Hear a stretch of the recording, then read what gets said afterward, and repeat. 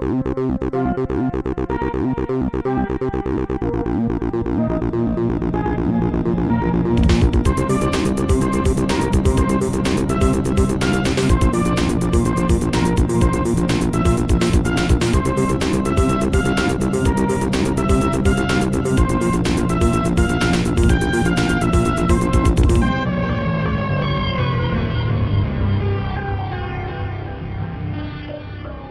to Corrective Consciousness, episode 166, the podcast where we explore the inanity of pop culture. I'm your host, vysethebold, and this is...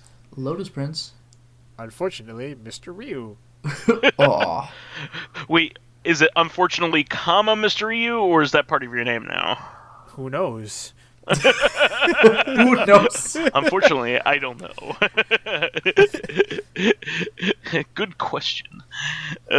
I actually had a friend who was in a band called Good Question, just so they could say, "What's the name of your band?" Good Question. That's actually really good.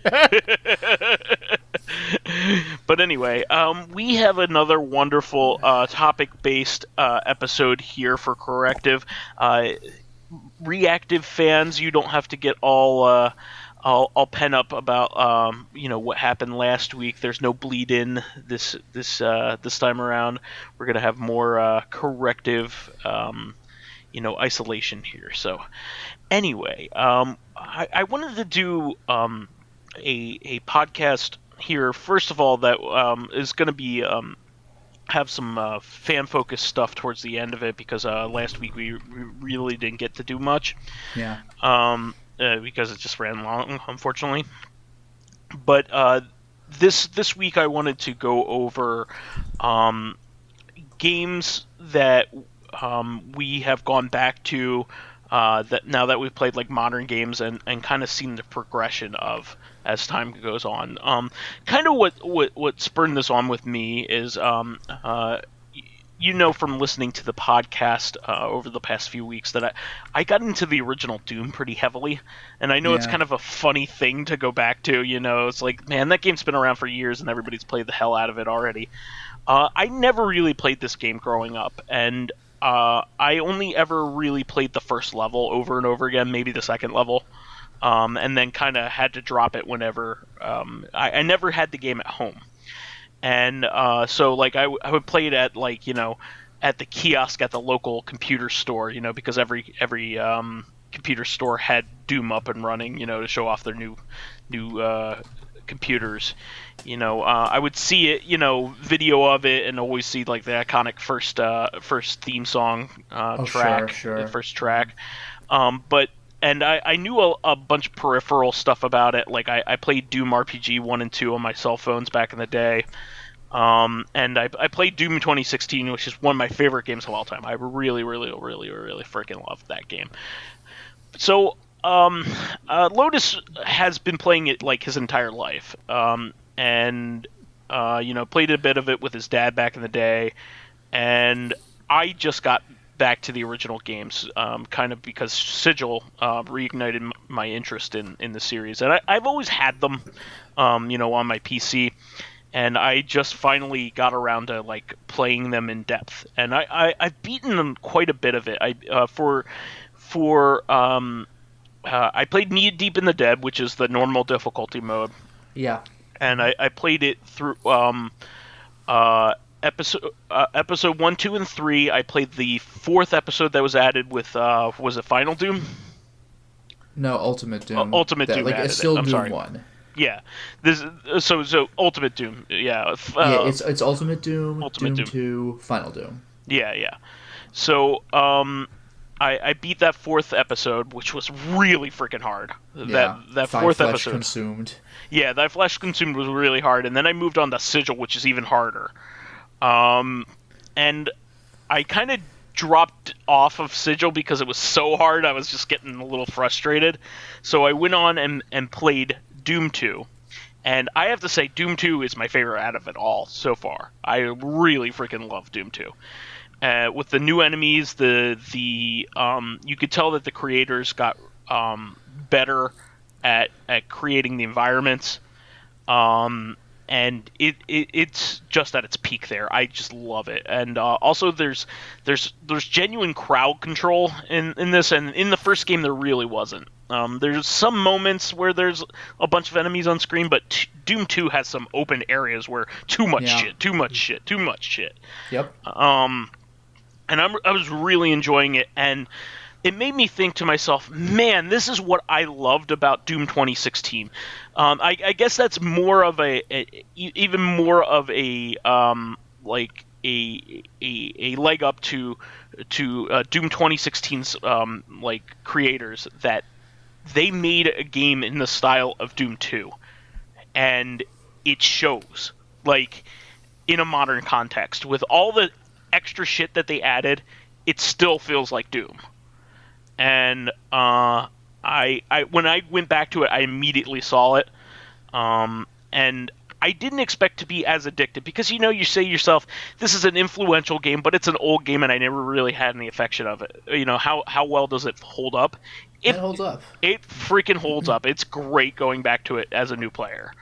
The only thing you might not be used to, if you play with a controller, it's a different story. Sure. But the only thing you might not be used to is going back to the old keyboard controls where you move with the arrow keys. Left and right do not strafe, they turn. That's easily fixed.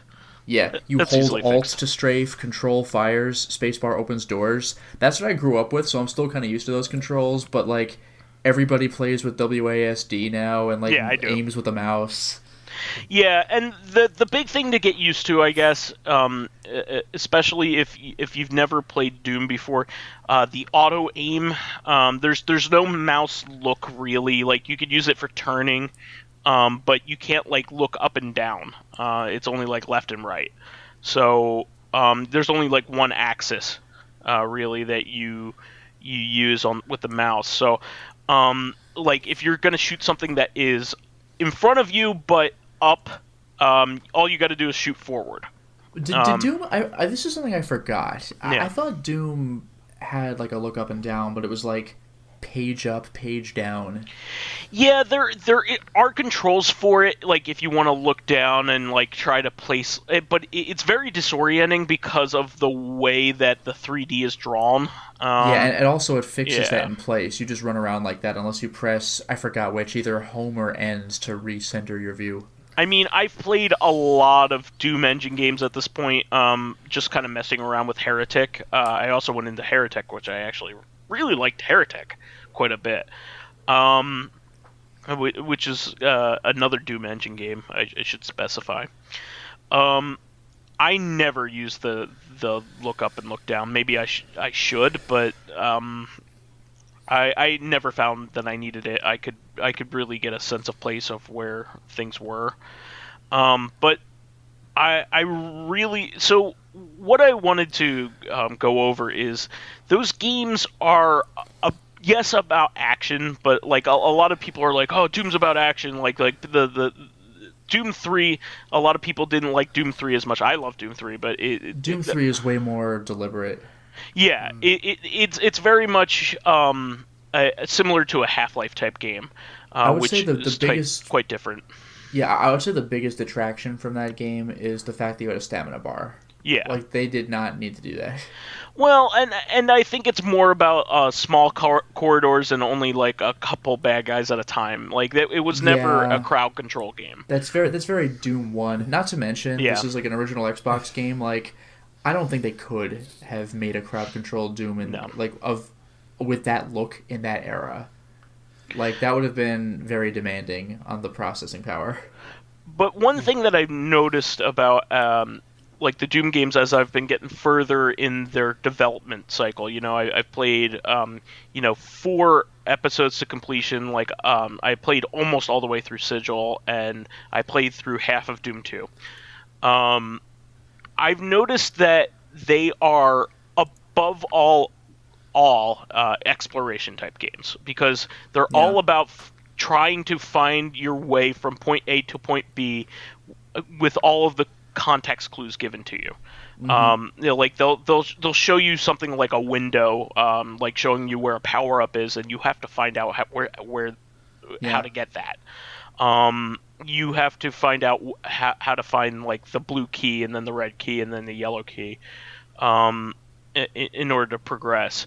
So, I think a lot of people that make arguments about Doom forget about the exploration aspect and how important it is to the original games. Well, speaking of people who make arguments about Doom and forget things, like, do you remember, like, I told you what my complaint was for Doom 3, but everyone in the universe's complaint about Doom 3 was how dark it is. Yeah. And that you couldn't... That was the feature of the game. That was a major feature of the game. Well, it wasn't, yeah, but no, but like my response was going to be like, have you played Classic Doom? Oh, it's dark all the time. Yeah, like Episode 1 Doom, like Knee Deep in the Dead, is pretty bright, to be fair. But like, later episodes of Doom 1 can get dark, and Doom 2 is quite dark.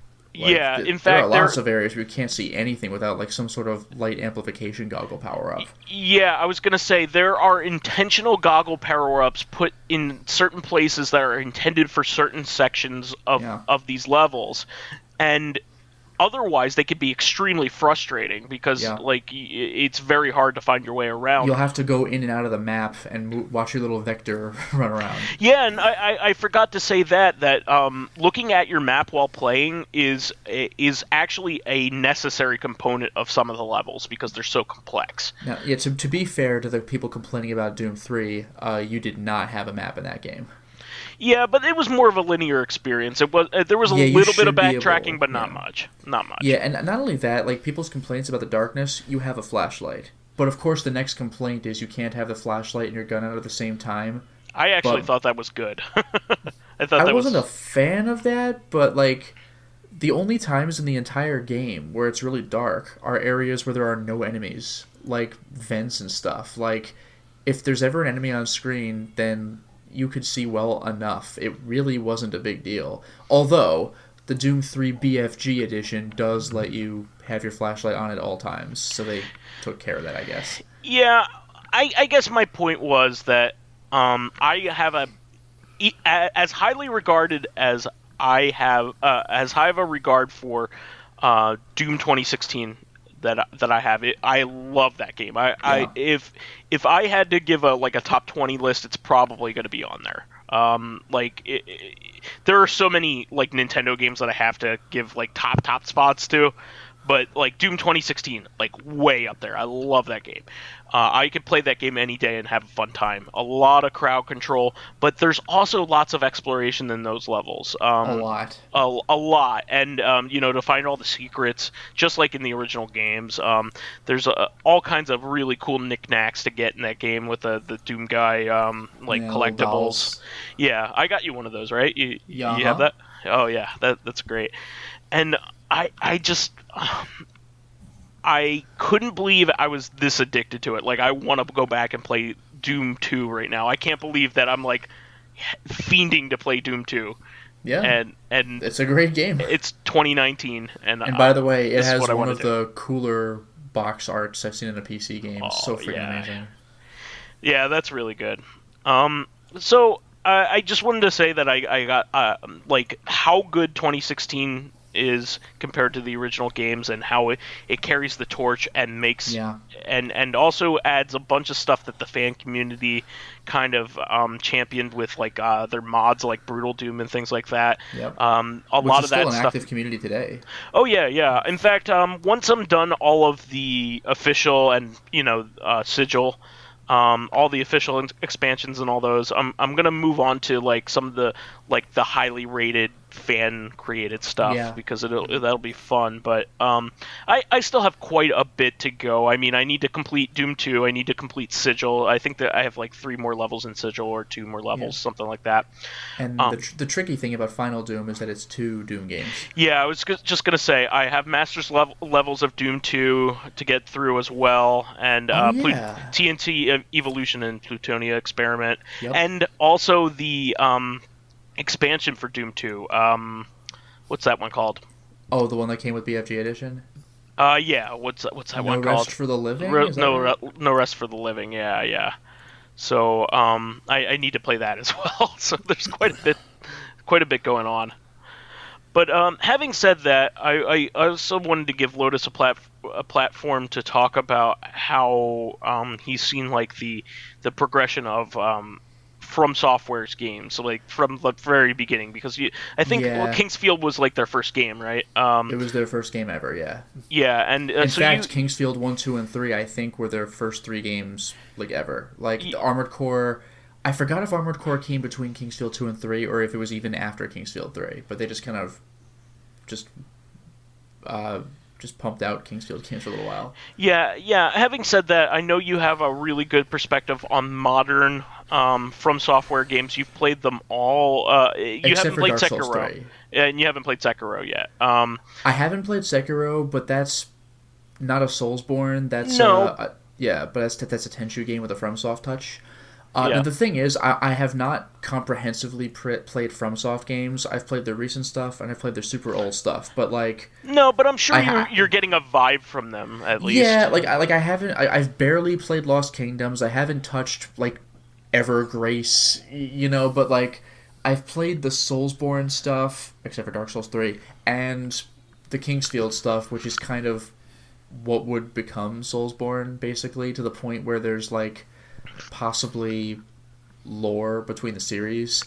I'm not 100% on this because in Demon Souls and in Dark Souls and in Bloodborne, there's the character patches.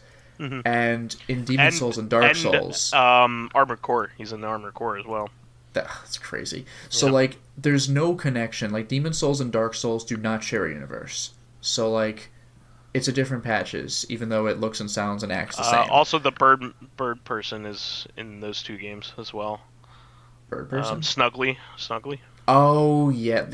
Like, it's called something different in Dark Souls, but it's obviously the same character. Yeah. Even Dark Souls 2 has, like, 2 different voices, but it's still Snuggly the Crow, whatever. So, like, like, I don't know about, like, Dark Souls 2 and Dark Souls 1, like, I believe they are, like, that is a sequel, but, like, Dark Souls and Demon Souls do not share a universe. With Kingsfield, Seath is part of the lore, but Seath is also a Dark Souls. Do they share a universe? I don't know about that, but it might just be a FromSoft connection, or maybe they do share a universe. I don't know. But what's interesting is, regarding how Kingsfield has evolved over time, I am nearing the end of Kingsfield 3, which is known in America as Kingsfield 2. It's the last Kingsfield on the PS1. And it is interesting to see improvements, including quality of life improvements, that have in one way or another carried on to the Souls games. Yeah, so, those games in particular, like the first one is extreme. Like the gameplay is pretty fun for what it is, for the simplicity of it, but it is ugly as sin. It's a really, really ugly game. Like what are you gonna do, right? Yeah, it's basically one step away from Star Fox, but needing much more intricate, looking scenarios. at your arm when you swing a sword, it's like oof. But my comparison I would make between when I say Kingsfield 1, 2, and 3, I mean the Japanese versions. Because it's going to get confusing if I say Kingsfield, and I really mean Japanese Kingsfield 2. So when I say 1, 2, and 3, I mean Japanese 1, 2, and 3, which means Japanese 1, Their American actual numbering. 1, American 2, yeah. Yeah, like Final Fantasy's numbering. You wouldn't say when I say 3 Final Fantasy 2, I 6. mean 2 and not 4. When I say 3, I mean 3 and not 6. So one thing I noticed is, I think I mentioned this briefly before, but the difference between Kingsfield 1 and 2 is the difference between the Legends of Grimrock 1 and 2, which is in the original Grimrock and in the original Kingsfield. I want to play those. I want to play those games. They're good. But in the original Grimrock and Kingsfield, you're just in a dungeon and you load screen between floors. In Grimrock, you can go back upstairs if you feel like you want to do some more exploring or something, but there's really no need to. But in Kingsfield, the gimmick is, once you get this key on floor 3, you can finally go back and get the stuff you missed on floor 2 and stuff like that. But it is a little weird to get around floors. Like, you have to... I mean, it's like you would do in any other game. Find the staircase. You have to go all the way back to the staircase. To make it a little easier, there are some teleports on lower floors that take you straight to upper floors. So that it's something. But it's just like, it's a dungeon, play the dungeon kind of game. One thing I thought was amusing is that at the very end of the original Kingsfield, the boss is like like a sentient tree. It was very like Demon Souls called back to that. You didn't fight the tree, but they summoned a giant tree, and there's like an enemy inside of it. And in Dark Souls 1, you do fight the giant tree. I thought that was kind of amusing. From the beginning, FromSoft has been doing weird tree endgame stuff, which is just kind of interesting. Wow. Also, their program they used to make these games, I think, was called like Moonlight or Moonlight Sword or something. So, like most From Software like games engine. have, like the engine or something like that. yeah, something like that. Yeah. So most FromSoft games have a Moonlight something in it, and it usually is a Moonlight Sword. Like it's the last weapon you can get in the original Kingsfield, and it's part of the lore in Kingsfield 2 and 3. I have not yet played the fourth Kingsfield game, which is Kingsfield: The Ancient City. That's on the PS2. PS2, yeah, it's a big leap from the third game in terms of like graphical fidelity, as you might think. Yeah, well, I'll get into graphical fidelity too, but the Moonlight Sword is actually part of the lore in the Kingsfield games. What I thought was amusing is that it's your big final weapon in like all the games, but Seath is the big white dragon in Dark Souls, and sure enough, he is too in Kingsfield. But it's established that there's a black dragon too called Gyra, and they hate each other. And apparently, like Seath was responsible for the creation of something like the Dark Slayer, which can take out Gyra, and actually Gyra was responsible for making the Moonlight Blade, which can take out Seath, which is kind of funny because you can get the Moonlight Blade, like Gyra's just guarding it at the end of Kingsfield 2, and you can get it, but it requires some serious shenanigans and then dying and respawning so you can actually have the sword on you. So it's like you can use it, but you're really supposed to beat Gyra and then walk up and claim the sword, and then the game ends. But you actually can equip it, which is kind of funny. But it's just interesting because Seath has the Moonlight Sword as like a drop in Dark Souls. So it's like, why does he have that? I always assumed it was Seath's sword, but like, no, I guess it's the Black Dragon's sword. I don't know. I'm not yet done with Kingsfield 3, but I'm getting there, and I look forward to seeing where that can go. Regarding other Wait, isn't the Black Dragon Calamite? Well, that's in Dark Souls, and people suspect that that's a callback to Gyra. Oh, okay. But it's Gyra in Kingsfield 2. And that fight's rough, by the way. But regarding improvements, there's also graphical fidelity. What's funny is that in Kingsfield 1, 2, and 3, nobody has faces. They just don't. It's like a human with no face. So you get the idea. It's a human. It's fine. Yeah, Castlevania games were kind of like that for a while because the sprites were so small that it didn't make sense to draw a face on them. Yeah, you had like 4 squares for a face, but this is like a full 3D model you can walk right up to. So it's like there are very few textures. Like, no, there are just very few textures in those games to begin with. Yeah. There's lots of talking you could do, and if you come back later, they might have more to say. Regarding graphical improvements, I would say the big thing that I notice is the skeletons. If you look at a skeleton on the PS1, Kingsfield 1, you're like, well, it's limited because it's PS1, but the skeletons look better and better with the second and the third PS1 games. You're like, oh. And then they finally really kill you in Dark Souls 1.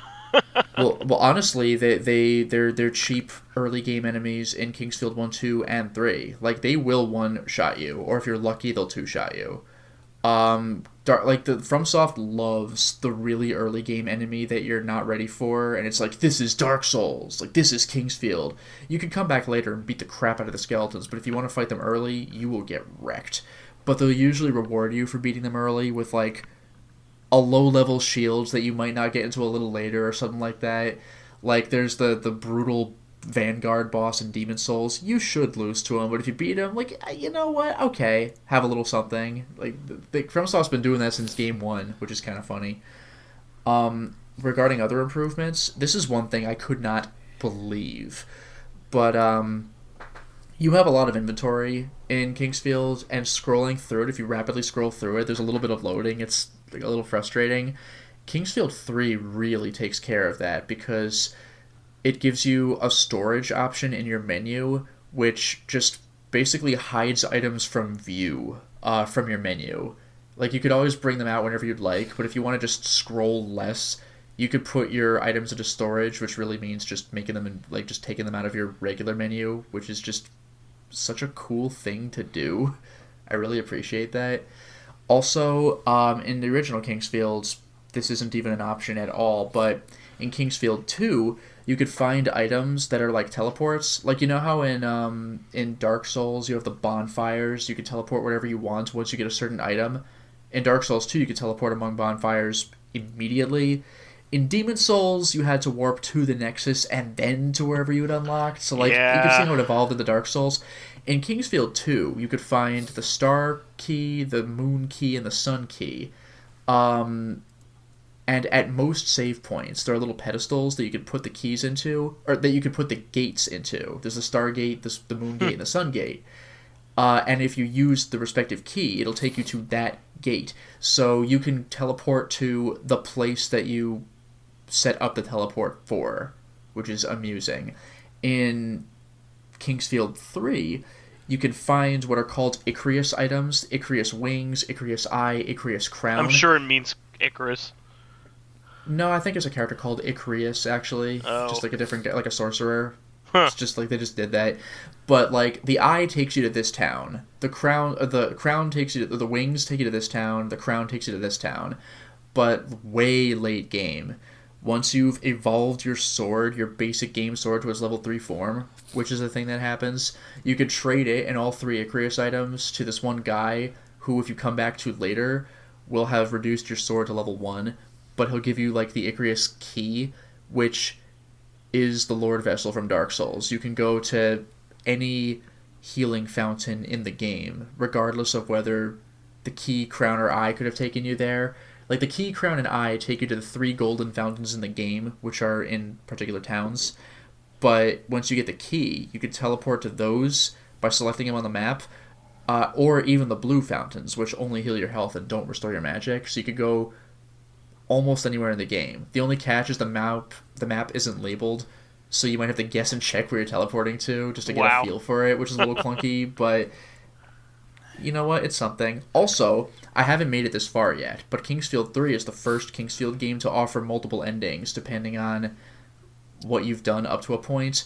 Like, in Demon Souls and the Dark Souls games, the ending is determined by you beat the final boss, walk forward a couple steps, or walk backward a couple steps, but it's not that simple for Kingsfield 3. It's regarding whether you do a little plot thing or not, which is kind of amusing. Yeah. Like Bloodborne did that. Like, yes or no determines ending 1 or 2, but ending 3 is like whether you've done other things before that point and set it up, which is kind of interesting. So I'm curious to see where that stuff goes. Definitely quality of life improvements. Actually, Kingsfield 3 has something I've never seen, even in the current FromSoft games, which is the ability to go into your text log and review old conversations. That's freaking crazy. Huh. Like, I've never seen that before or since. Wow. Now, again, I haven't played, like, the GameCube or PS2 FromSoft games except for Eternal Ring. And Eternal Ring is not a Soulsborne game, but it could have been one. Yeah. You sail to a cursed island. You have to deal with it. You can't leave until you do. That's the plot of Kingsfield 2. It plays and like Dark one. Souls 2, as a matter of fact. It plays like one, too. It plays like one. One other thing I should mention, by the way, is that there are different colored chests in Kingsfield 3 and maybe 2, I forgot. And a lot of the times they require different keys, which is a little frustrating because you have to go to your menu and use the key. You can't just open it if you have the key. It's a little annoying. But there are 2, maybe there's more, but I've seen 2, like, super chests in the game. And they're these big, ornate-looking sarcophagi. And I'm sure they're tough to open. you need, like, the royal key. Sure. And when you open them, like, you slide the lid off a little bit, it falls down lopsided. Those sarcophagi look and open precisely like the ones in the Chalice dungeons in Bloodborne. Wow. Like, I couldn't believe it. It is literally... I mean, of course a Bloodborne sarcophagus is a PS4 rendition of the Kingsfield 3 sarcophagus, but, like, I played Bloodborne first, so it looked like somebody just, like, de-res. They made a PS1 version of a Bloodborne sarcophagus. I was like, what? Like, that was amazing. Nice. So, and one more thing I should mention: in Kingsfield 3, you can find Orland picks, which I've only ever had 2 uses for them in the game. But if someone's been turned to stone, you'll unpetrify them. So one guy, he's like, "Thank you for saving me," and he gives you an item. The other, there's like a cave you can enter that's blocked by a petrified enemy, so you restore the enemy and then immediately kill it. That's what you do constantly in Dark Souls 2 with the Fragrant Branch of Yore. You restore enemies blocking doorways and kill them, and there's one human you can restore who like teaches you pyromancy. So even the Dark Souls 2 thing is a callback to fucking Kingsfield 3 on the original PlayStation. It's really like like I've played the Soulsborne games first, so it's like a retroactive lesson. It's not like I'm noticing the callbacks. I'm like retroactively figuring out that they were callbacks, and it's really entertaining. That's great. Well, that's the type of thing I was hoping to learn from this kind of thing. Mr. Ryu, do you have any insight to anything like this? You know, maybe the Final Fantasy stuff that's been going on in 14, kind of like how the old games have kind of crept into that, or any other series really? I can't really say much for 14 because I haven't played too much of Heavensward and A Realm Reborn, to be honest. But going back to some of the A Realm Reborn areas, it's just like, wow, this doesn't age well. You can't even like fly in some of the areas. You can't fly in A Realm Reborn areas at all because it wasn't implemented, and they just don't feel like implementing it because the maps are kind of buggy. So I know they're not going to touch those areas. And they were never built with the intention of you having that ability, right? Yeah, pretty much. Let's see. I was thinking of Street Fighter, but like they're all kind of different games, so like I can't really. Yeah, they're pretty vastly different. They're completely different games. So like not completely, but like it's still core Street Fighter, but like they're all very different. Like Third Strike and 4, you can't really like say they're very different. So how about like series with like even with like quality of life improvements? Like you could see the gameplay mechanics evolve. Like Demon's Souls, you can roll, and Dark Souls, you could do a run jump. You could slide down ladders. I know. Climb up ladders fast and. I got a game series, Monster Hunter. Oh, there you go. Okay, so I started Monster Hunter with Freedom Unite. I thought it was like it's pretty restrictive. That's the PSP one, right? Yeah, it's the final second to last PSP one because like Portable Third did come out a bit later after Tri, which embraced the Tri mechanics. But let's see, the jump from like I guess Monster Hunter 2 and Freedom Unite, which is like I guess the final version of like Monster Hunter 2, like it was really good, but like it still had a lot of like clunky issues. So when Tri came out into the Wii, they like vastly improved upon like I got a lot of for the the gameplay. Wii U. Yeah, they vastly improved upon it from like 2, and then Portable Third came out, which kind of embraced some of the new like quality of life changes from Tri, but like on the PSP, and they added a couple new monsters and. Well, let's just say like it like things got like smoother from from Freedom Unite, or especially the PS2 first ones are really the best though, right? No. Actually, like I've seen some crap and bugs and glitches with like the earlier games, like those look hella unplayable, like compared to like current Monster Hunter or like even Monster Hunter World. Also, like to play them multiplayer, didn't you need to like LAN your systems? To play the multiplayer, you actually did have to connect online because it's a PS2 online game. Mm-hmm. So, but the servers have been long dead. But I'm pretty sure there's like private servers out there somewhere. But if you really want to, but yeah, from 3 came 4, and then like more quality of life things that like just made the experience like way better for hunting monsters. Like they added like hold a button to gather rather than keep mashing a button to gather like materials or carves. Yeah, that's very good. There's like delayed get up. You're not forced to get up. Like you could actually delay your get up. Like don't press anything before you get up because you're invincible on the ground. Like that used to be an issue in Freedom Unite where you're like you got up immediately into another monster attack and you couldn't avoid it at all. Because like it's like that led to like a lot of one-shot combo deaths in like Freedom Unite, which is like really frustrating. Yeah. But actually, didn't you mention in 4?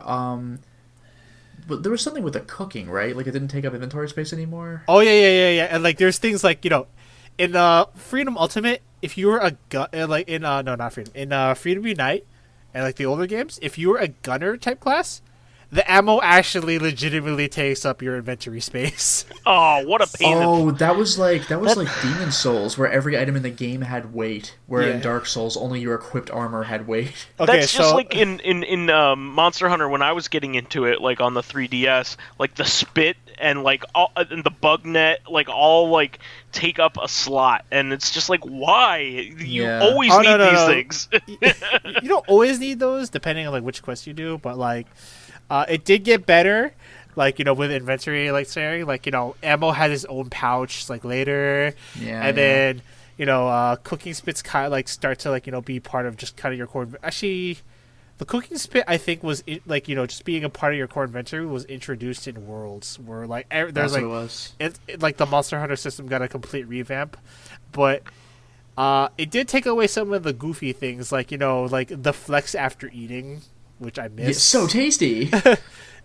Yeah, and also they don't have the so tasty after you cook the meat, which I was really disappointed about. But with like the silly music and everything. But if you can compare like Freedom, like maybe even original Monster Hunter, Freedom Unite, or like 4 Ultimate to Monster Hunter Worlds, you could see it's been updated to like where it's just like a lot of quality of life changes. Yeah. Yeah. That kind of reminds me, actually, regarding the cooking spit no longer taking up an inventory slot. I'm kind of reminded of Resident Evil 4, where the knife was just like a button press, and it wasn't like in your inventory anymore, which was pretty great.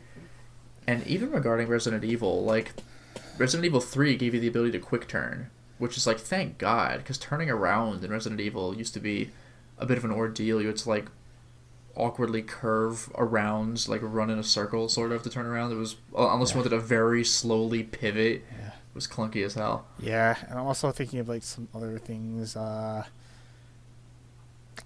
they updated in the Monster Hunter Lifetime.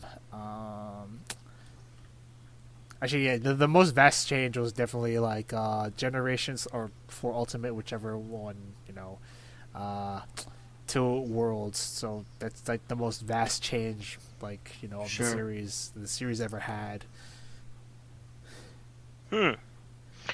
Well, I think that's really these are all really good games that we brought up and really good examples for this one. Any final words on those things before we move on to our fan stuff, guys? Just a quick throwaway comment. I would actually go into a lot of detail about the Yakuza series, but we already kind of did that like 1 or 2 weeks ago. So if you're curious to hear about how the Yakuza series evolved, because it sure did. And that was a kind of an evolution of Shenmue as well. Even that. Yeah. But if you play Yakuza from 0 through 6, counting upward, that's what I'm doing. You're gonna gain mechanics and then lose them and then gain them back. Yeah, but it at this point it's really the only way that makes sense to play them now. I mean, unless you want to play multiple versions of one.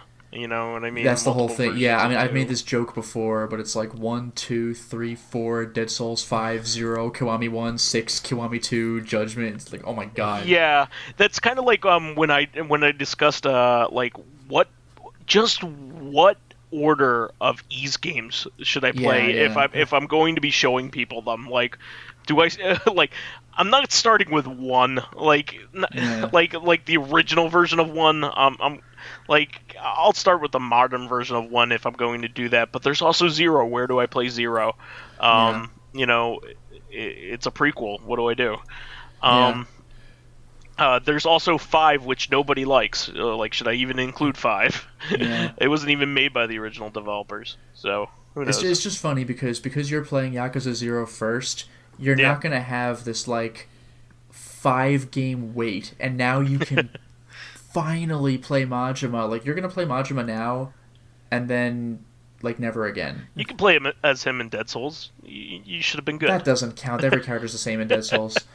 He does have his own mode, like a minor story mode in Kiwami 2, but like basically this is your only chance. Yeah, this is his time to shine, huh? Yeah. All right, well, let's move on to our fan segment here, Lotus. Sure. If you could take it away. There's So some we have stuff our from comments last week, right? Yep, we have some comments from last week and from this week, but I'm going to group the comments by the commenters. So therefore, like Dracologist is a couple. So you said, why did they never make a Mega Man Metroidvania-like? He says, yeah, the closest thing we have is the ZX games. Like the X games kind of almost had some Metroidvania elements as they went on, because they added like collectibles, like heart tanks and E-tanks, in the original Mega Man X had that stuff, but like later on they got more and more elaborate with like the backtracking, like going into levels you've already beaten and things like that, and then eventually they got to the ZX games on the regular DS, and it got very similar. But I agree with you; it should be a more overt style of just more smooth. Metroidvania. And he says, I do remember the first KNYTT, like Night. Oh, yeah. It was really difficult. Yakuza in Space would be just Kazuma trying to get away from Majima in that cartoon cliche where one eventually runs away into outer space. Like Looney Tunes. If you want good Doom wads, try Memento Mori 2. There we go. The best part about Keiko Demons are their adorable winning smile. Heretic has a more interesting weapon selection and an item system. And it also has a much prettier palette. Yes. I like it. And its levels feel here and there more like it would have been used by the people. That's actually one of the things I brought up earlier. It feels like a lived-in environment. It feels like an actual environment, and that's actually what I liked about it. But you know one thing I forgot about Heretic until just now is if you like jump into the water, it'll make a little splash. Oh yeah, that doesn't happen in Doom. Sure. With the radioactive waste or whatever. Damn, I need to update my Heretic weapon pack. Doom 64 monsters look a bit more claymation-esque. That's, in a few places. Although the pain elemental looks metal. Yet the pain elemental in 64 looks nothing like the pain elemental from Doom 2. It's pretty interesting. It has like two faces. Also, I have seen a double chainsaw in real life. It's used on lumbering devices. Goddamn. Well... and then he has a couple of other comments because I'm adding them from last week and this week. Why do they? Oh yeah, and I already said that one. I played the hell out of Micro Machines 1 and 2 for DOS.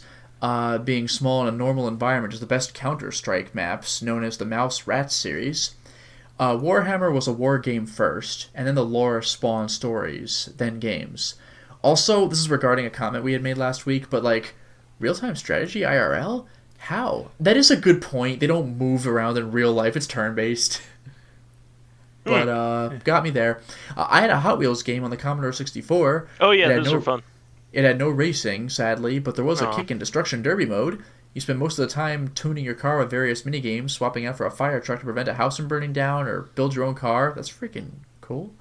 And then one more comment from Dracologist. 18 Wheels of Steel? Tembo is barely remembered.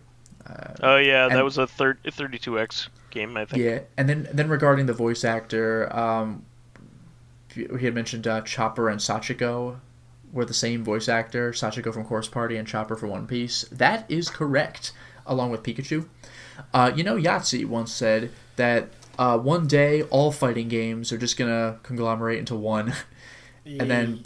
Yeah. Like, so far we're doing that. Oh boy, platform lock games escaping. The things I could sing on about that. On the Crusher, if you play Hurt Me Plenty, the Crusher in Doom, it's nice. If you play above Ultraviolence, it's the Mastermind. Oh, that's what it was. The Crusher level, you were talking about the Hell Knights first introduced, but it's Spider Mastermind on Ultraviolence. How about that? And it's been explained that animals exist in the Pokemon world. Huh, fair enough. Yeah. I just thought everything was a Pokemon. Even humans. Well, I mean, yeah, in real life, humans are animals. Like, what do you want? So, Josh111888 says, at the end of Threads of Fate, there was a trailer for a sequel that never happened. Symbionic Titan should have had another season. Unfortunately, Cartoon Network didn't think the toy sales would be good enough to justify renewing it. That's very, like, Young Justice. Like, you know what I'm talking about? The TV show? It got canceled because girls liked it more. It's back now, but, like... they weren't going to do a season 3 because they're idiots. Well, here was their reasoning, and it's stupid reasoning, but they couldn't. They were getting the wrong the advertisers for the show were advertising for like boy-related products, so therefore they couldn't get the advertisers to pay for the audience in which they had gained. So what they needed to do was actually court, advertisers that would appeal to young girls, and they didn't do that. They just fucking dropped it instead. Which is again, it's back now, but for God's sake. Yeah. All right. So Anthony Cooper says, "Soul Blade is the best. I got to get to the edge of soul to carry on what I believed in from the very start. I got to get to the edge of soul to carry on deep in my heart." I love that theme. I forgot that theme, man. And also, he corrected us on one thing, that Resident Evil Project Resistance is a 4 versus 1 game. Yes, I it is. forgot about that. Yeah. It's similar to the Friday the 13th game. Yeah, exactly. I think I was talking about that with Lotus. Yeah, we talked about it today in the car, yeah. Baka Sensei says, Vice was right on the money for Terry Bogard on Smash, and you're quite right on why the Neo Geo was more popular in the early 90s in Latin America, at least to my knowledge. The price on rent of arcade machines was cheaper, and they had more releases, like you said, yearly with KOF. And who knows, maybe we'll see more. And now I will check 3 times when I try to post something. Because I was sure to say last week about those rumors, because tweet and a 4chan V. And then Vakavon has a couple comments. Speaking of Latin America, it was in Mexico City when I was younger. That was the first and only time I finished Time Crisis 2 in arcades. Nice. Mexico's a country, Vakavon. Yeah, geez. Not a city. Vatican City is the capital of Vatican City. Right, so the reason being that instead of being $2 for 3 lives, it was 25 cents for 5 lives. That's amazing. Yeah. And hey, I was right. Divinity Original Sin is the game where you play as skeleton characters. Woo! Yeah. And then he says, I've never heard of Protect Me Night, but judging from the pics on Google search, I have missed out on some great booty. There's not terribly a lot of tower defense games that are also action games. I can think Iron Grip Warlord, Dungeon Defenders, and a there's few others. Dylan's Western, something like that. Dylan's Western for the 3DS, something like that. Yeah. And then he has one more comment, which is, gosh, I want to play River City Ransom now. Oh, yeah. Well, Time Cop was a piece of crap. And even in the speed run, there's an aquatic level that not only takes forever, but if you die in it, you're set back a ways. Yeah, but great soundtrack. Oh, yeah. What can I say? So that's pretty fantastic. Then lastly, we have the question. Insane Buffoon asks, what is your favorite game in a genre you don't normally play? Well, I can't really say tower defense because we already covered that one with Protect Me Night. Yeah. So I don't play many RTS games at all, but I was gonna say that myself. I still have a huge affection for Warcraft 2. I just that was my answer. Yeah. Fighting game. I'll go with fighting games. I am a casual fighting game fan at best. I like the look of them. I like playing them from here to there, here and there. But I am nowhere near as good as Mr. Ryu. Mr. Ryu is the best person I know personally. But I will never get the level of dedication that a major fighting game fan will have to a specific game, because I just don't they don't hold my attention like that. Yeah. However, I will say that a game that I am actually pretty good at, I'm not going to say that a pro player couldn't beat me, because they definitely could. But I would say that I'm better than the average Joe Schmo playing this game. I would say that Mark of Wolves, Garou Mark of Wolves is my favorite fighting game of all time. I love it, and that'll be my choice for it. It's just so good. In my case, just straight up Warcraft 2 again. But for fighting games, I would go with Soul Calibur 1 or 2. And it's not even that I'm so good at them, I just really like them. And the last thing I'll mention is I don't care for shooters. I don't mean first-person shooters. I mean, when you're the plane shooting all the bad guys.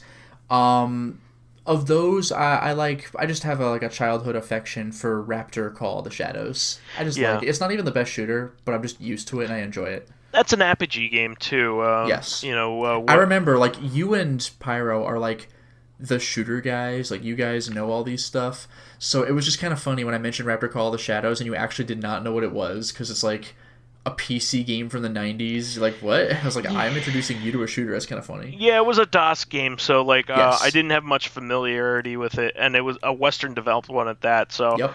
There's also a Windows version, which is kind of cool. Well, but it's DOS era is my point. It is. Yeah, there's a floppy version and there's a CD-ROM version.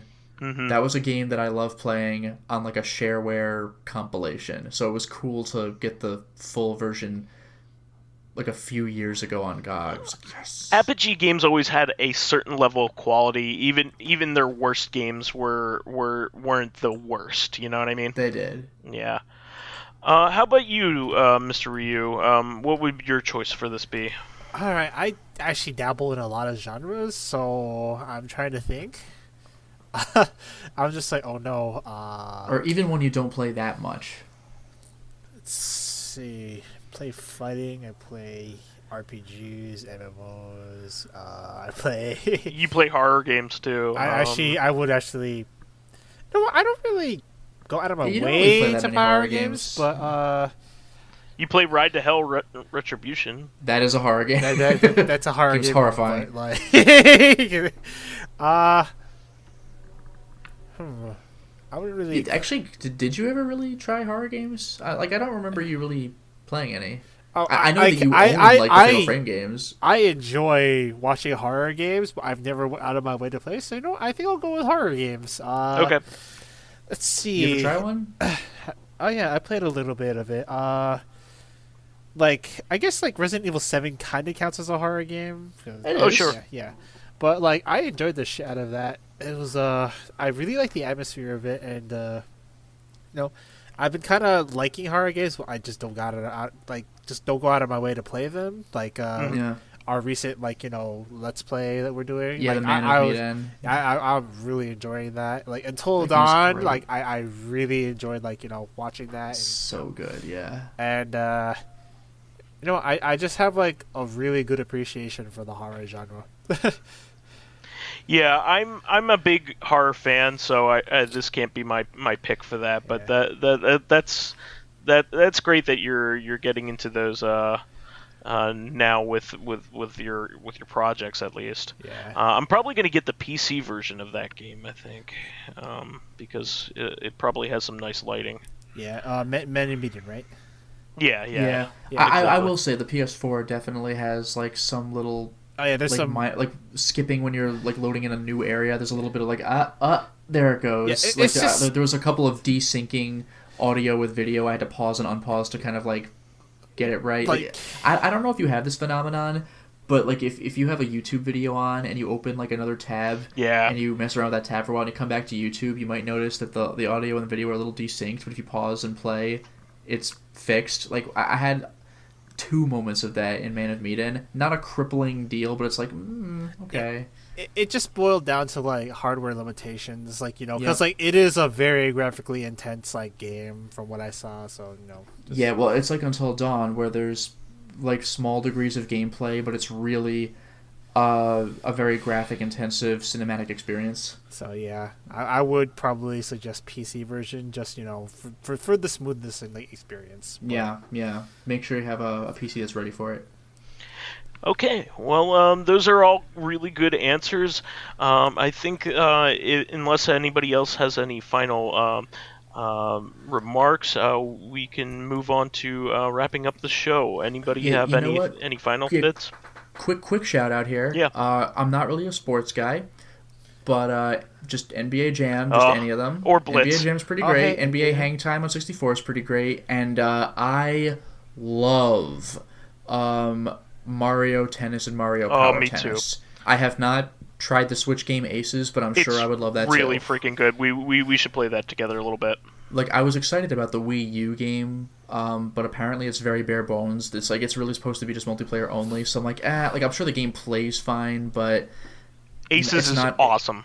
Aces. Yeah, is really Aces good. just looks great, so I look forward to eventually picking that one up too. Yeah, it's a really elaborate story mode. It's a lot of fun. That's just like that's all I want. That's fantastic. Yeah, and Yeah. also, I guess another shout out for me, like, I think I would have to give a shout out to Doom 2016 because I There you just go. remembered something.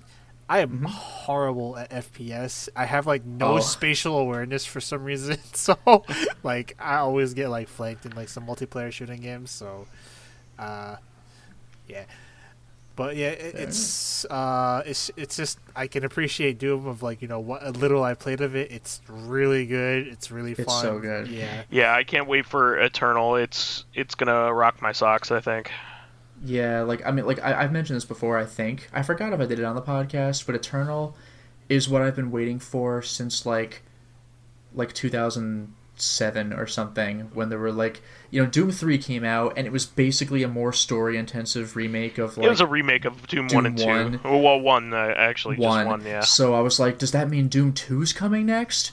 And then the expansion for Doom 3 came out, and it wasn't Doom 2, but I still quite liked it. But then Doom 2016 came out, and it was not Doom 2. It was a fucking brilliant game. But I've been waiting for Hell on Earth. I've been waiting to see what happens when just like our world is fucked up and populated by demons, but not on 1995 hardware.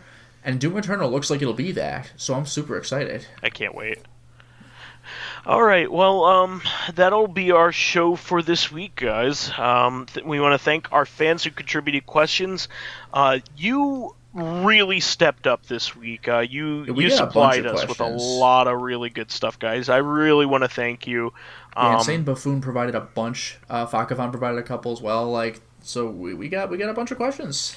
Yeah, we really appreciate it. However, we always need more to the backlog just in case we run low. So, and we need fresh ones coming in all the time. So please keep it up. Also, the comments these past 2 weeks have been great. You had some really, really good ones here that we read off here. So please keep us supplied with awesome topics by submitting questions of your own via the YouTube and SoundCloud pages. While there, please give us thumbs ups, likes, and 5-star ratings on iTunes. Helps promote and spread awareness of the show, and any bit of encouragement helps keep the show going. You can also catch us on Tuesdays on our sister podcast, Reactive Consciousness, the podcast, the in-depth look at this week in our lives. Jeez, I'm getting tired. Finally, you can friend me as vysethebold on Steam, PSN, Xbox Live, Twitter, Battle.net, and finally, Switch. Ooh. And you can follow me on my YouTube channel, Lotus Prince. You can hit me up on Twitter at Lotus Prince. And finally, if you were interested in seeing my videos early, getting in on exclusive live streams, I'm publicly doing Kingsfield 3, and I'm Patreon streaming Middle Wolf Chaos. If you're interested in selecting upcoming games for me to play, like Folklore for the PS3, which I'm currently doing, or getting involved in conversations with me and other patrons on Discord, then perhaps consider swinging by my Patreon accounts, which can be found at patreon.com/LotusPrince. And I'm just Mr_MR_Ryu45 at most platforms. So if you feel like hitting me up for any reason, I guess, like for some random reason, then that's me. He's a really good person to co-op things with. I really enjoyed playing Monster Hunter with you back when I was playing that. I really enjoyed it. Generations is like really fun, but I I really want to get Generations Ultimate and play that with more people, or even Iceborne when that comes out. But I can't wait. I actually have a Monster Hunter World and haven't even booted it up. I'm a bad PC guy. or PS4? PC. All right, okay. Because I was like, I'm kind of torn between PS4 because Iceborne's out for that right now. Yeah. No, I'm doing PC because it has a lot of improvements, and just online stuff is apparently really good. Yeah, it is, but anyway, some content. But yeah, anyways, I guess that's it. Yep. All right. Well, we'll catch everybody next week. Until next time, everyone. Okay. Until next time.